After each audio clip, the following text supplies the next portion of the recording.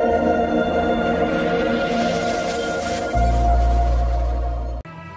भाई सहित दशरथ महाराज पहुंची मिथिला नगर रे। सकल मिथिलावासी आज विचार करुचंती जनक सुकृत मूर्ति वैदेही आम राजा जनक केते सुकृति पूर्व जन्मरु करिचंती अनंत जन्मर सुकृतर फलस्वरूप मूर्तिमती अवतार ये किए ना मां वैदेही जानकी महाराणी आउ पुलाए कहते ना ना केवल आम जनक महाराज सुकृतर राशि नुहे दशरथ महाराज बहुत सुकृत अच्छी कहीं दशरथ सुकृत राम धरे देही पूर्वा पूर्व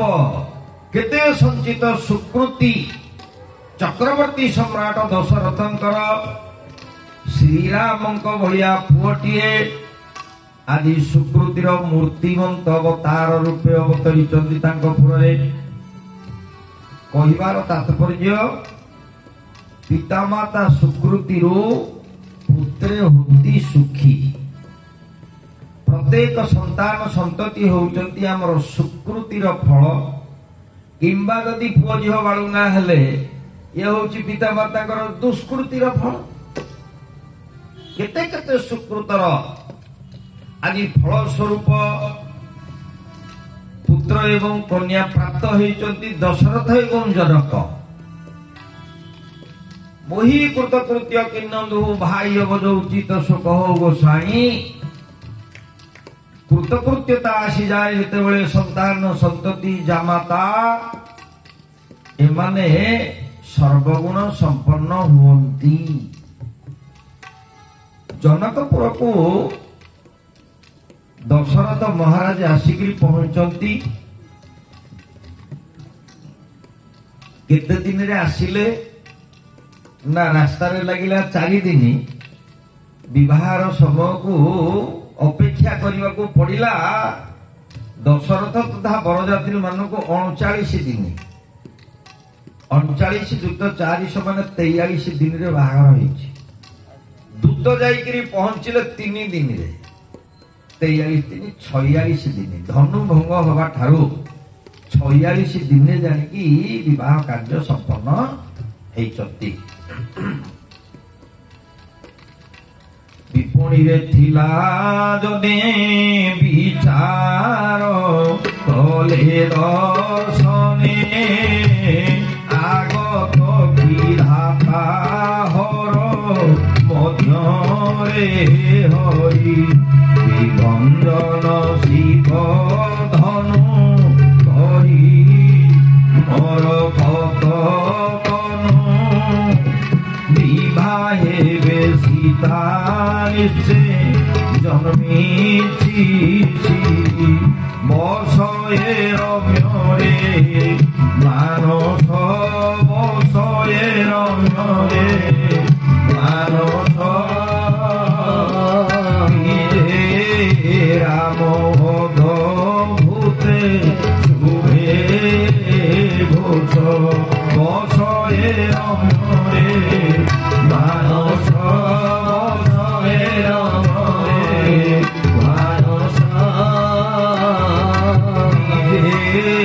राम भूते शुभे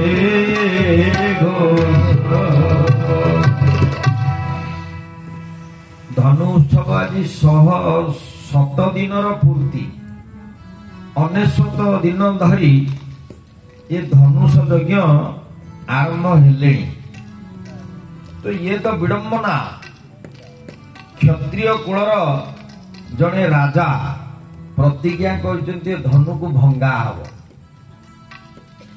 पंडित वही चिरिब ब्राह्मण श्रुवसूच भांगिब पूजक मूर्ति को हाथ गोड़ खंडित करिब कलाकार तबला हारमोनियम भांगिब एटा कौन उचित कि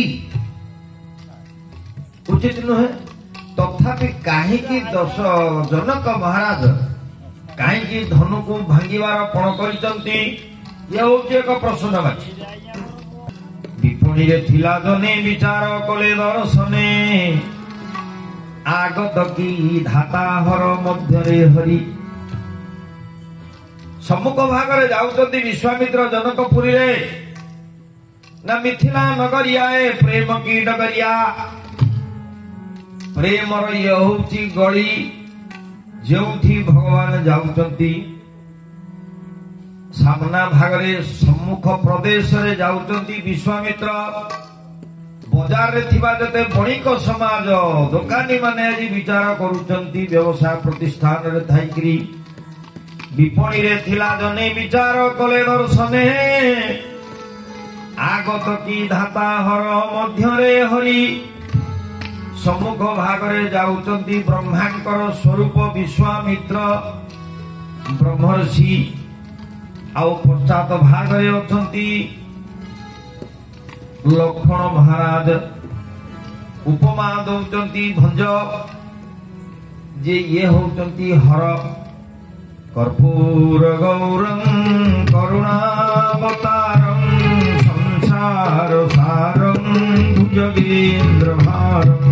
कर्पूर गौरं करुणावतारं संसार सारं भुजगेन्द्र भारं सदा वसन्तं हृदयारविन्दे सदा वसन्तं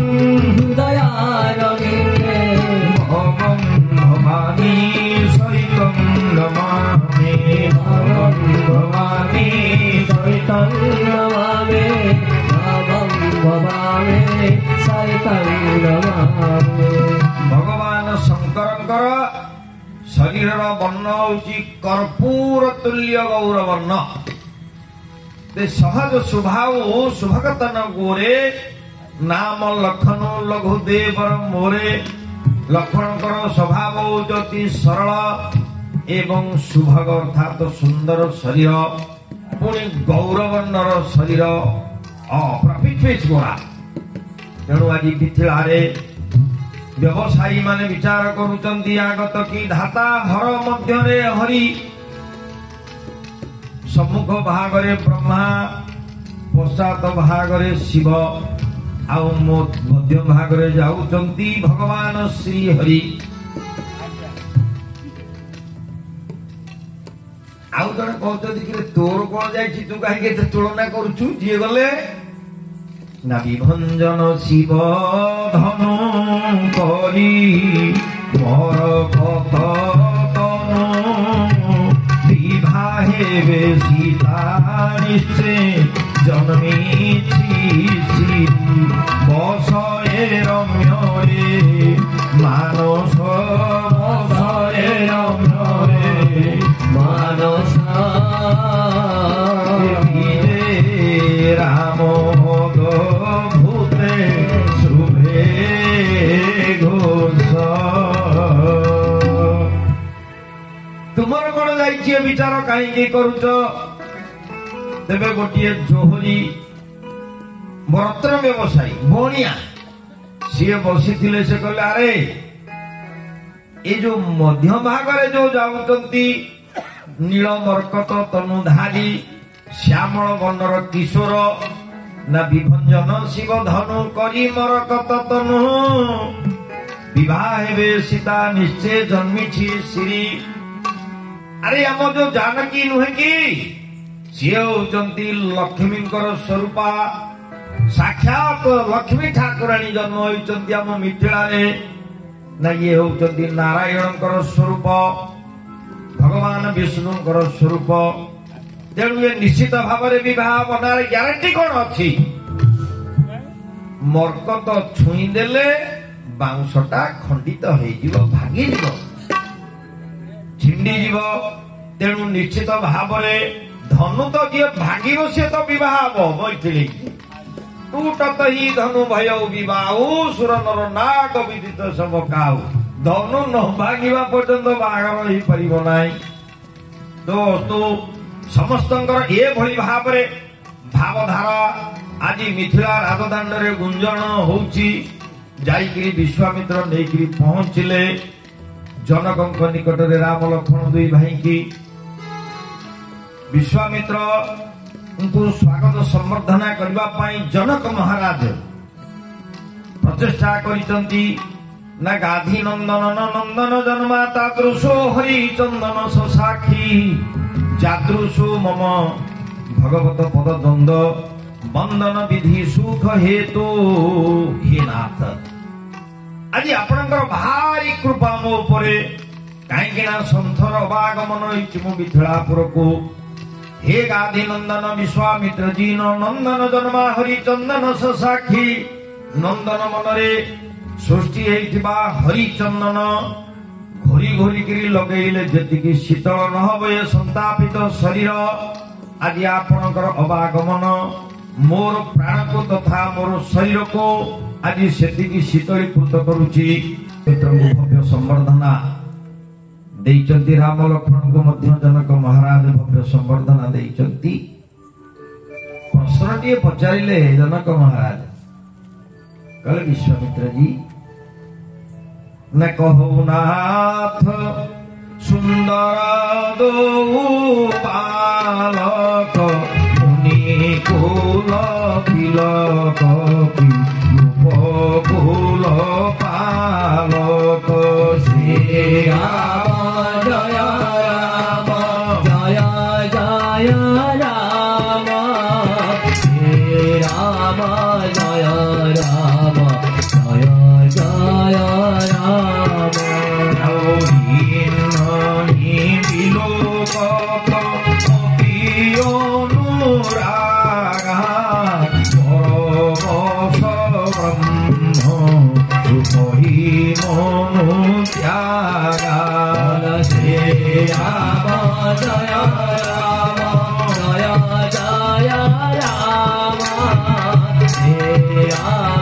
जय राम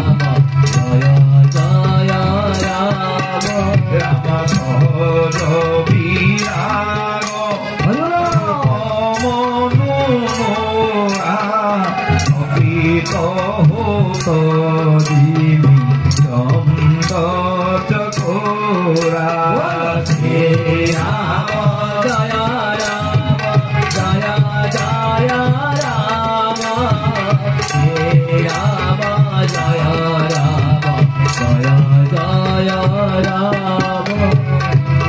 बिलोक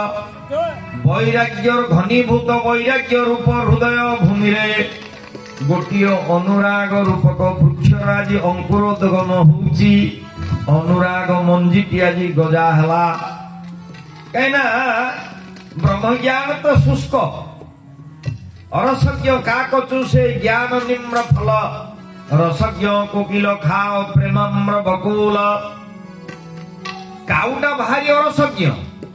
से निम फल को खाइब टिके मात्र मिठा ता चोपा तले थिबो मंजी ऊपर थिबो ताकू निम फल को से गोटा गिरिबो मलद्वार रे बाहर करियो तेनु ब्रह्म ज्ञान होची शुष्क ये ब्रह्म ज्ञान को उत्तम रूपे साधन करिथिबा बला जे ब्रह्मदर्शी सदा बळे जे ब्रह्म सुख को अनुभव करंती से आज कहउचंती हे नाथ कहउनाथ सुंदर दो बालक हे सुंदर दुई बालक किए किए की ना मुनिकुल तिलक की नृपकुल पालक कौन सी मुनिकुल ये दुई संतान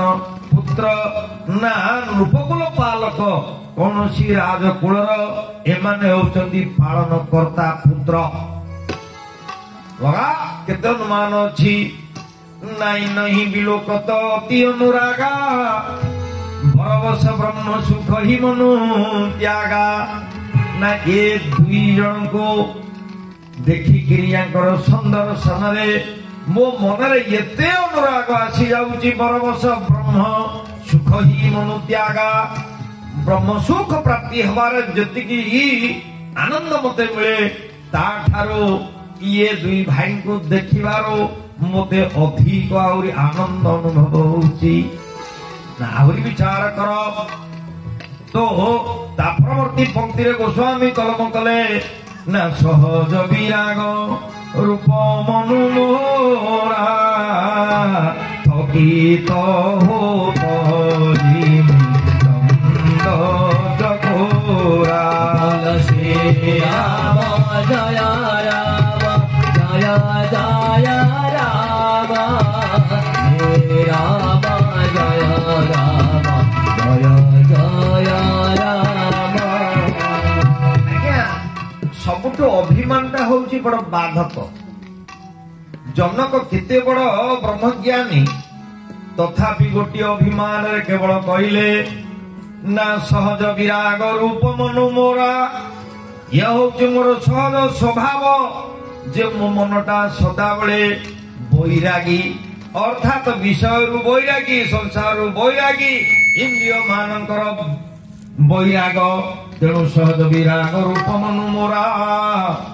थकित होत जिमि चंद चकोरा। चंद्र को चंद्रमा विधौत रजनी रे विरह चकोर जेमिति चाही थाए चंद्र को तार प्रेयसी साथी रे चकोरी सहित मिलन सुख को से लाभ करि पारे नाही किंतु अधिक सुख पाए केउठी ना चंद्र को निरीक्षण करे आकाश रे थिबा जनक को चाही कि तार जोछना को पाई कि तार शीतल को प्राप्त होई से सुख अनुभव करू थाए। तो जनक महाराज कहले ना परमश ब्रह्म सुखई मन त्यागा सहज विराग रूप मनु मोरा थकित होत जिमि चंद चकोरा। अभिमान रहिला वैराग्यर अभिमान रहिला ज्ञानर ना ज्ञान पंथ कृपाण के धारा परतक केश होत नहीं बारा। ज्ञानर रास्ता होची निराभिमानर रास्ता। भगवान को लक्ष्मण पचारिले कहले भाई ज्ञान कौन ना ज्ञान मान जह एक नाही एक ब्रह्म समान सब माहि। श्री राम जय राम जय जय राम श्री राम जय राम जय जय राम। भगवान रघुनाथ कहले लक्ष्मण रे ज्ञान प्रकृष्ट ज्ञान कौन ना ज्ञान मान जह ये कहू नाही जहा निकट रे तिले मात्र अभिमान रहिब नाही सी होची सच्चा ज्ञानी। देख ये ब्रह्म समान सब माही जदि कही था ये ब्रह्म की बोले तो अभिमान रही न था किंतु ज्ञान रे गोटे सूक्ष्म अभिमान निहाती रहिब केवल तर्कणा पाई आउ भक्ति रे भी अभिमान रहिब मु भगवान कर दास बोली। सुतीक्षण कौन कहले ना अभिमान जाई जनी भोरे दास रघुपति पति मोरे। राम सिया राम जय जय राम राम सिया राम जय जय राम। बोलिए आनंद कंद भगवान की जय। प्रतिवर्ष शुणुच दिए दास आपण को प्रतिवर्ष ही सेवा दौरान ये सुख मु लाभ करुच्ची आपण मैंने अधिक सुख हुए तो लाभ करुवे तो भक्ति अभिमान रहिब जे मु होची भगवान दास। हनुमान भी से अभिमान रे कहले प्रभु देह बुद्ध है तो दास अहम जदि ये शरीर किछि अछि मु होची आपणकर दास आपणकर सेवक आपणकर चाकर। जनकर जो अभिमान टी रहिला सेथिलागि भगवान राम धनु भांगिबा को डेरी कले। तमे तो कहउछ मु विरागी बोली निज झियो बाहा होउनी बोली काहे की आज चिंता करूछ जेते बेले कांदिले कहले आउ ये वीर विहीन महिमे दानी ये धरित्री वीर शून्या ही गला न कुमारी कुमारी एरो का करो आसो तो जी सब निज निज गृह जाओ। श्री राम जय राम जय जय राम श्री राम जय राम जय जय कन्या पिता निजर अभिमान को छाड़ी कहला समस्ते आशा त्याग करके जाओ लिखा न विधि बइबे ही विवाह ये ब्रह्मा मो झियो कपाल बाहागर लिखिनी कुआरी कुआरी रहो का करो कांदिले जनक लक्ष्मण फटकार मारिले सीता आखिर लुह बाहरुची लोचन जनु रहे लोचन कोना जैसे परम कृपन करो सोना ये तीन की देखिकी रघुनाथ धन को उठेले भांगिले बलगिले मुनि त्वरित दशरथ बेनिसुत बने तार अविनाशी रखिले जाग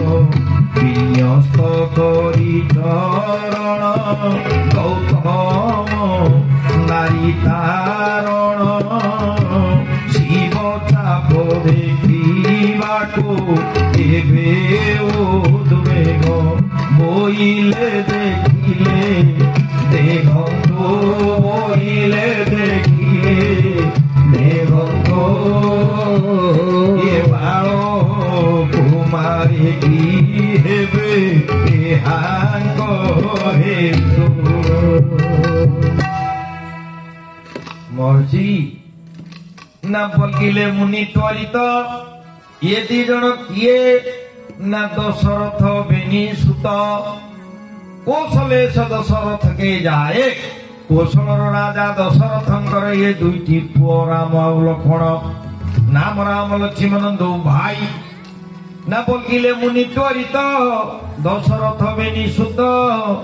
बने तारका विनाशी रखिले जाग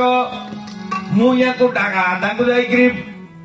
लोड़िकी आनी दशरथ को अनुरोध करी ना कौन कार्य आपण आनी विश्वामित्र जी ना बने तारका विनाशी रखिले जाग मनरे आसु आसु तारका को से बध कले गुरुतर तरुवर करे प्रचंड तुंड करी उठरे रसना अंतराण रे चलई रदन घर्ष पदी घोषई जे विकटाळ मुख सोही जे विकटाळ मुख सोहे नासिकानि श्वास प्रखरवतास नासिकानि श्वास प्रखरवतास नेत्रक्रोटाग्नि जडई नेत्रक्रोटाग्नि जडई दुर्दांत राक्षसी को मुझे जो आदेश देली रघुनाथ या मारो ना ये कही बान प्राण हरिलिन्हा दीन जानिते ही निज पद दिन्हा भगवान क्या आश्रय दियंती सी शत्रु हो मित्र हो भगवान समस्त को चरण हो मुखरे हो आश्रय ही